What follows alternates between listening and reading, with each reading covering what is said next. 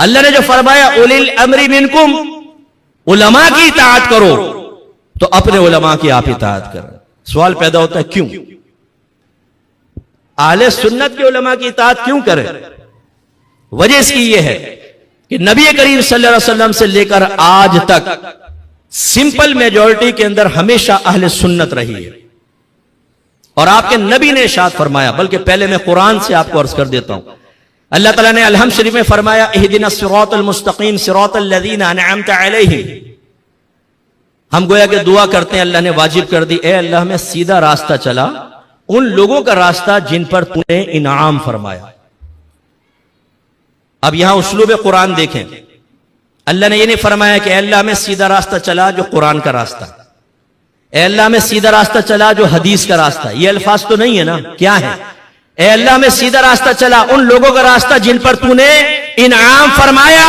इसका मतलब है पहले इनाम याफ्ता बंदा ढूंढो, फिर उनके रास्ते पे चलो, क्योंकि इनाम याफ्ता बंदों का रास्ता ही कुरान और हदीस का रास्ता है। वो इनाम याफ्ता बने इसलिए हैं कि उन्होंने कुरान और हदीस पर अमल किया है। तो अब कुरान और हदीस से बराह रास्त नहीं, बल्कि मेरे इनाम याफ्ता बंदों को ढूंढो।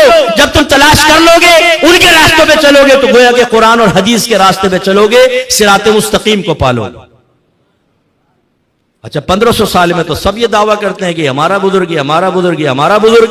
वही मैं आपको समझा रहा हूं कि एक तो इनाम याफ्ता बंदे, और अब हदीस की तरफ आए। नबी करीम ने इरशाद फरमाया, इत्तबिउ सवादल आज़म मन शज़्ज़ा शुज़्ज़ा फिन्नार। बड़ी जमात के पीछे चलो, जो इससे अलहदा हुआ वो जहन्नम में अलहदा किया जाएगा। इसका मतलब है कि सिंपल मेजॉरिटी ये अल्लाह तबारक व तआला की जानिब से हक पर होने की अलामत और दलील है।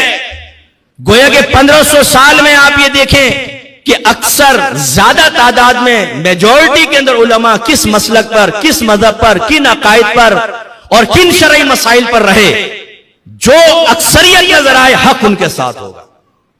और वो आप देखेंगे तो अहले सुन्नत व जमात, जितने औलिया आए सब अहले सुन्नत व जमात में आए। बड़े बड़े मुफस्सिरीन, बड़े बड़े मुज्तहिदीन, इमाम आजम, इमाम शाफई, इमाम मालिक, इमाम अहमद बिन हंबल अहले सुन्नत व जमात से ताल्लुक रखते थे। जिस भी वली का नाम ले, जिनकी विलायत को तस्लीम किया गया, उसका ताल्लुक अहले सुन्नत से है। तो नतीजा ये निकला कि सिंपल मेजॉरिटी में अहले सुन्नत हैं। 1500 साल के अंदर जो अल्लाह के इनाम याफ्ता बंदे रहे, अगर हम उनके रास्ते पे चलेंगे तो गोया के अल्लाह के कुरान और हदीस के रास्ते पर चलेंगे। इसलिए सबसे पहले इनाम याफ्ता बंदों को तलाश करना होगा। मैं आपसे पूछता हूं नौजवानों, जरा मुझे दिल पर हाथ रख के बताओ, कुरान एक जमाने तक के लिए था या कयामत तक के लिए? बोलिए। गोया के सहाबा किराम के सामने कुरान उतरा, उनको फरमाया अल्लाह के इनाम याफ्ता बंदों के रास्ते पे चलो।